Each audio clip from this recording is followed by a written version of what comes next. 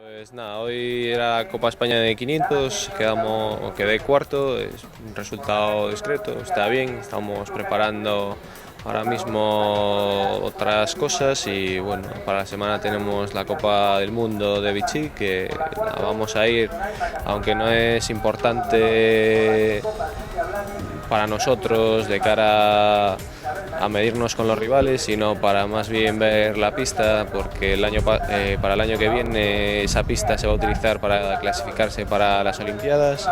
y es una pista que no conocemos y la verdad que teníamos ganas de verla para ir viendo cómo es. Y bueno, este año tenemos Campeonato de Europa también en Asturias, que va a ser aquí en España, en casa, y es importante también estar bien, ya que la afición española de piragüismo va a querer que lo hagamos bien y eso intentaremos. La Copa del Mundo de Francia vamos a competir en la distancia de 1000 metros y en la de 200, que son ahora mismo las dos distancias olímpicas, y ahora mismo es lo que nos interesa, ir midiéndonos en esas dos distancias, ir probando, y este año va a ser cuando decidamos qué vamos a hacer en Londres, si vamos a remar el 1000, si vamos a remar el 200 o las dos. Sí, ahora mismo el 500 es una distancia que estamos descartando, ya que no está dentro del programa olímpico, y bueno, es una distancia que seguimos compitiendo en ella, pero que tampoco es realmente importante, ya que nuestro objetivo ahora es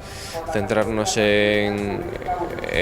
las distancias de 1000 y de 200, que son ahora mismo las más importantes, ya que son las dos distancias olímpicas. Pois xa escoitábamos a David Cal, que digamos que está nun período de tanteo, non? Quere optar a unha aposta arriscada, que remar os 200 e tamén os 1000. Imos ver se o consigue, non? Bueno, é que ahora abres un novo panorama diante dos adestradores, que é complicado, porque antes pues, a distancia de 500 e 1000 eran bastante similares, podíase compaginar, e ahora estamos vendo que o 200 e o 1000 pues, é un misterio. Aí vamos a ver se Suso Morlán é capaz de conquerir as dúas distancias, ou ten que apostar por unha ou por outra, non? Porque ao fin e ao cabo o traballo do adestrador, inda que é importantísimo ter un gran motor como é David Cal.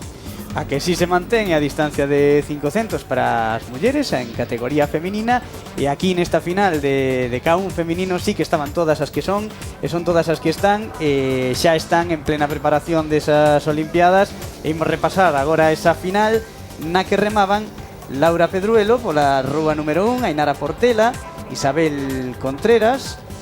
Teresa Portela ia pola rúa número 4, Jana Smidakova, e tamén estaban María Isabel García, Sonia Molanes, Beatriz Manchón e Ana Varela. Bueno, aquí a gran favorita, pues Teresa, non? Porque Teresa, si vemos remar a palada que leva, pues comparada co Calle 7, Sonia, pois é unha palada totalmente diferente, moito máis de golpeo, o barco deslízalle moito máis e menos ritmo,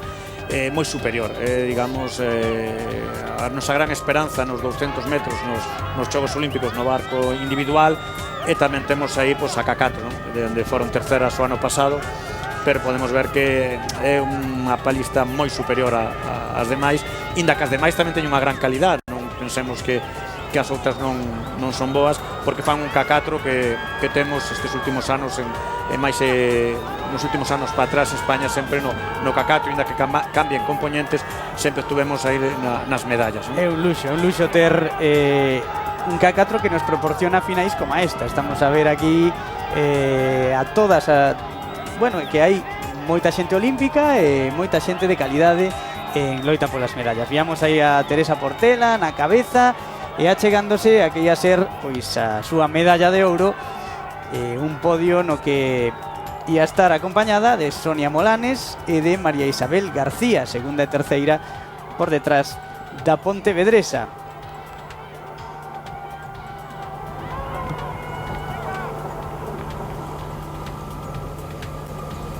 Bueno, pues mis sensaciones en esta competición de 500 metros han sido bastante buenos. Lo que he tenido un pequeño problema en salida, que no me ha gustado cómo he salido, el resto de la regata ha ido bastante bien. Ya empiezo a tener más ritmo de competición y bueno, espero que en 4 o 5 semanas pues todavía mejore mi nivel. Mi objetivo pues para adelante será el selectivo que se va a hacer para el Campeonato de Europa y bueno, ahí veré qué opciones tengo, cómo estoy, mi nivel y a partir de ahí se decidirá. Bueno, la verdad es que la carrera me he encontrado bien, todavía me encuentro un poco dura, me cuesta llegar al final, pero bueno, durante la salida y el recorrido he tenido buenas sensaciones. Y bueno, el objetivo que tenemos más cercano ahora mismo es Vichy y un selectivo que hay para ir al Campeonato de Europa, que tenemos que hacerlo bien para poder ir.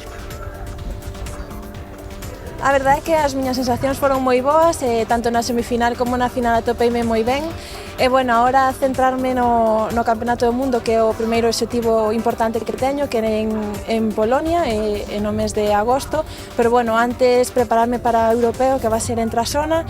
E bueno, pois seguir adestrando, a seguir competindo a nivel nacional pois para ir mellorando e xa empezar a coller ritmo para, xa digo, para o objetivo final que en agosto. Pois xa vemos aquí con imaxes deste podio que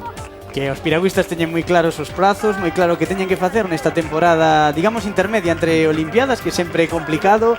xa con vistas a, bueno, a rematar o ciclo do mellor posible, sen descoidar unha temporada que sempre é importante. Home, sempre que dá la cara, porque tamén as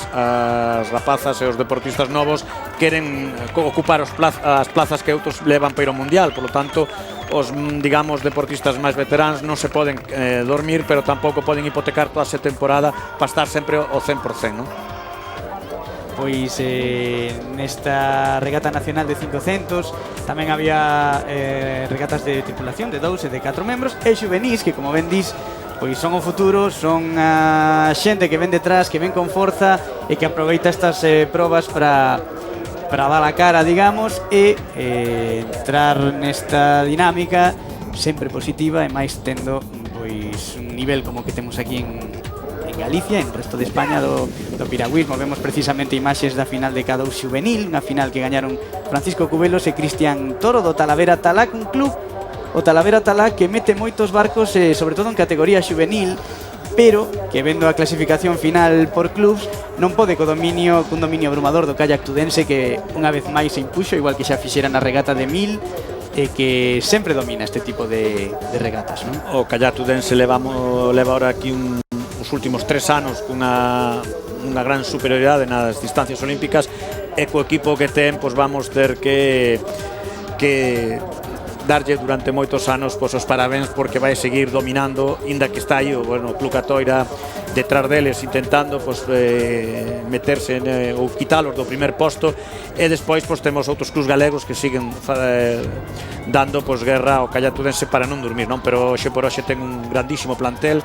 de, podo dicir, casi 20 deportistas con becas ou participando en campeonatos de Europa ou do mundo en diferentes categorías, e hoxe por hoxe pois, é o clube a batir, non? Por todos os demais, pero bueno, polo bo do deporte, o kayak tudense intentará seguir sendo o primeiro e os outros clubes galegos intentarán pois gañarlle o antes posible, pero bueno, podemos ya augurar durante uns bastantes anos de estar aí no primer posto, non? Precisamente falabas do Club As Torres de Catoira, un club que xa foi quen de impedir que o kayak tudense gañase a Liga Hernando Calleja, que está aí recortando esa diferenza. Quizáis é o espello o kayak tudense no que se miran o resto dos clubs, e polo ben do piragüismo galego están a conseguir reducir esa diferencia e loitar pola hexemonía, ou que en vez dunha hexemonía haxa moita calidade e moita diversidade, que é o que se busca, non? Hombre, hai clubes donde teñen moito número de palistas nas clasificacións por clubs e lle permiten estar ocupando os podiums, e noutros clubes que teñen moitos menos deportistas, pero teñen moito máis, digamos, potencial dos xeiros. Pois ata aquí esta regata de 500, regata nacional. Moitas grazas, Alfredo, e ata outra. Gracias a vos.